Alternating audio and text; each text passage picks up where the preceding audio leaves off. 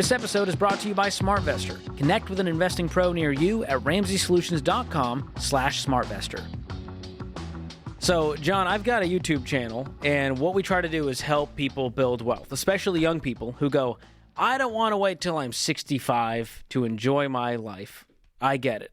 But we also know if you don't think about the future, plan for it, invest for it, then you'll never have money, and you'll retire broke, which is not okay in America today, because it's really easy to retire a millionaire, and yet most people don't. Is it easy, George? Well, here's the thing. The math of it is easy. Okay, there you The go. dollar amount you need to invest How do I is lose easy. weight? Diet and exercise. Like, it's easy, but it's hard. And as you know, And it's as you every get single older, day. it's harder to make progress. There you go, yeah. When It's you're harder to change 24, habits. we all had abs at 24, Yes. right? I mean, I've always had a thing for gummy candies. Just saying. Okay, that's fair. But I thought it would be fun, and I've done this on my channel, is use our investment calculator to show you exactly how much you would need to invest based on your age in order to have a $1 million nest egg. Because here's the stat. Only 3% of U.S. adults have $1 million saved for retirement. Nearly half of Americans have under 10 grand saved, and 26% have nothing in any retirement account. And some of that's due to, living paycheck to paycheck. Some of it's financial literacy. But if you're listening to this show, listening to this segment, you now have no excuse. You know too much to retire broke. All right, bring it on. Here we go. So we're going to start Save the day, GK. Let's start with that 24-year-old with That was abs. pretty good, right? A young Dr. John, bright-eyed, bushy-tailed, ready to take on the world. And this is also assuming you're following the Ramsey plan, which means we're not going to take on crippling debt and car payments and student loans and credit card debt.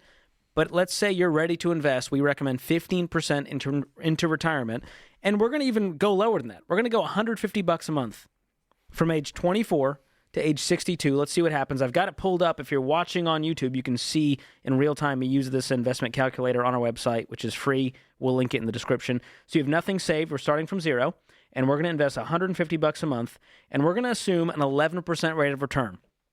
Now, John, people they're angry. They're already typing comments on YouTube going, where's this guy getting 11% on his investments? This is just historical data from the S&P 500. So if you look at the U.S. stock market over the last 50, 70 years, you're going to see an average rate of return of 11%. So we're going to use that as our number. And what do we find, John? $1 million. And guess what? 68,000 of that was John's contributions. 964,000 was growth.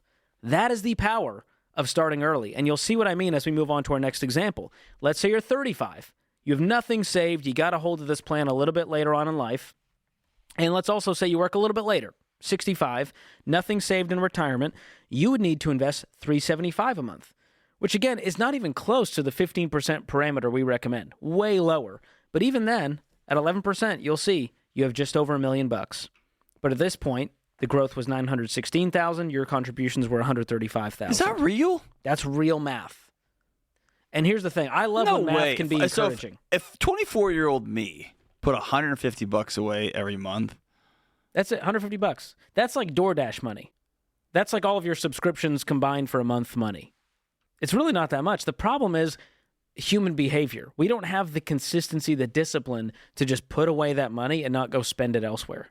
And we go, well, that's a problem for future John to deal with. 35-year-old John, when he's an adult and he's got like a family and stuff, he'll figure it out. Except we know that that's not how life works. I want to go back and just give a whooping to 24-year-old me. I know. I feel the same way. So don't get discouraged. Let's move on to 45. Or you know what? Let's actually do 15%. Let's look at that 35-year-old who actually invests 15%. Average household income is $80,000 in America. 15% of that is $1,000 a month.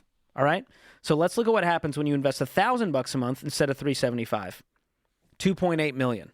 So for those of you going, Gina. well, John, $1 million isn't going to be anything when okay, how about $2.8 million? Can we concede that's a lot of money no matter where you came from? Good. And that's if you never get a raise. 35 to 65, $2.8 million if you invest $1,000 a month. Let's move on to the 45-year-olds. A lot of people listening who went, man, I wish I could go back to when I was 35 and do this stuff. Let's say you're 45, you have not a dime saved in retirement. Now, the truth is the math is going to differ here. You need to invest more to still achieve $1 million.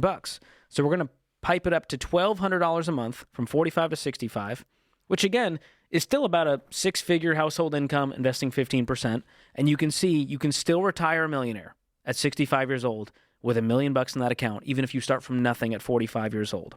I know, George, but here's the big thing you're leaving out. My feelings. Oh, I'm sorry. Let's hear it. How do you feel about This just the feels math? unfair. I don't know. I was trying to say something. And now here's the other thing, John. People go, well, must be nice. Who's got $1,200 to invest? And I go, hey, how much is your student loan? Well, that's $400 a month. Hey, what's your car payment? Well, that's $600 a month. Hey, what are your credit card minimums? Well, that's $200 a month. I think I found $1,200. Yeah. If we got out of that debt, that's how much money would free up to then invest. Therein lies the power and simplicity of the Ramsey plan. When you don't owe people money, you have money left over. When you have money left over and you're willing to make sacrifices for future you will invest said money. So that's the big secret, is live on less than you make, don't owe other people money, invest the surplus, and you will be unbelievably wealthy. And that means in the short term, not to minimize it, you've got to be very intentional about driving the car you need to survive, about not going out and figuring out ways to have people over, to go out to the park. Is any of that cool? No, it's awful. And in these days, postponing buying a house for maybe 10 years longer than it took me to buy my first house, right? Like, that's the reality. Those are expensive. But it is changing the way TV and Instagram says you should be living, and saying, okay, based on this set of realities, we're going to live this way. And so we're going to figure out how to have a great, wonderful life in this little reality that we live in. And my promise is, if you can choose to live in that, you can choose to find joy and laughter. And it is what it is, man. Well, what's crazy is to be truly wealthy, it has to be invisible to others. Nobody can see the balance of my 401k, but they can see what's in my driveway. That's the problem, is we get way too excited about the thing going down in value in our driveway instead of the invisible number happening in an account somewhere in a 401k, because it doesn't feel real and it doesn't affect our life right now. But the idea is we're still using either one of those proxies as some sort of value statement on what we're worth, instead of doing the harder work on our spiritual lives, our relational lives, our emotional and mental health, to say, no, I've got value just because, and I'm going to go do the next right thing for me and my family, where we want to be when we're 65 years old.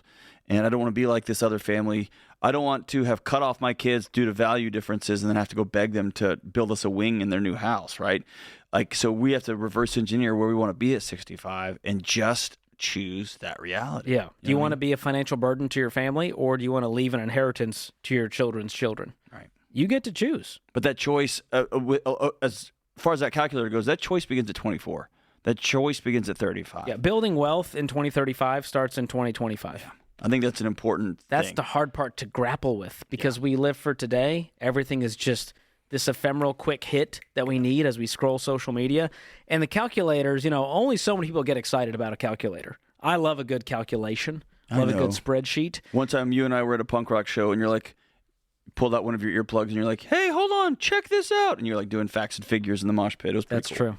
I stay away from the mosh pit as a guy who's short. Most people's elbows are right where my face is. So it's not ideal. Not ideal. But I hope that encourages you. And listen, if you're 50, you're 55, even if you're 60, yes, it's going to be harder. But you have catch-up contributions. Hopefully you're making more than you ever have made in your entire life. So there's still time to retire with dignity. And I can even show you, John, from 50 to age, let's say 67. You're going to have to work a little bit longer. You start with nothing. You invest $1,000 a month. You can still have $600,000 if you start at 50 with $0. So let that be an encouragement to you. You don't need to have a $20 million net worth, but there's also no reason to retire broke and hope that social insecurity covers the bills. Because if you've listened to the show long enough, you know it doesn't. I don't want you to be that person. You can do better.